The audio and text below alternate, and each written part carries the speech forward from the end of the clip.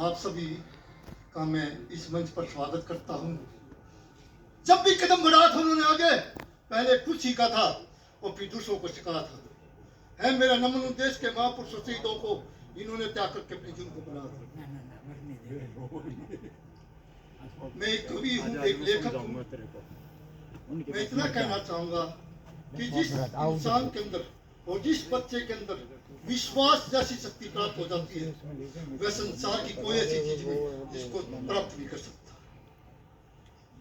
तो मैं यहाँ पर आए हुए सभी मेहमानों को और जो अतिथिगण हैं उनको इतना कहना चाहूंगा, बच्चों को संस्कारित हम जब बनाएंगे, जब हम खुद संस्कारित हो जाएंगे, सुबह से शाम तक हम झूठ बोलते जाएंगे, बच्चों को सत्य का पाठ कैसे पढ़ाएंगे, बच्चों को संस्कारित हम जब बनाएंगे, जब हम खुद संस्कारित हो जाएंगे। छल कपट की छाया में आमदन हम कमा कर खिलाएंगे, तो बच्चों को महान बनने के सपने कैसे दिखाएंगे।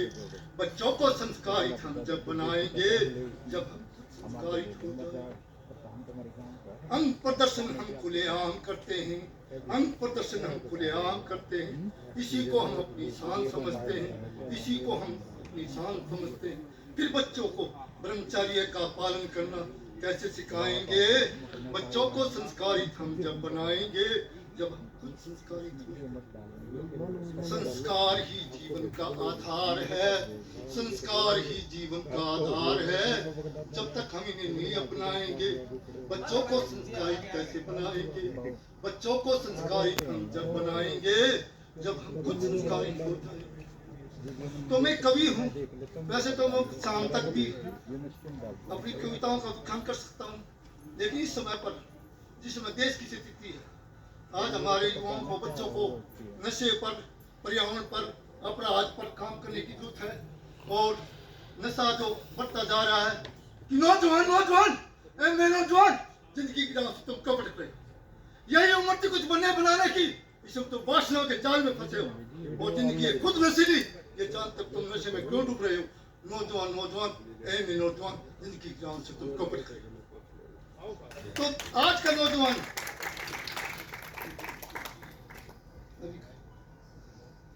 देश के लिए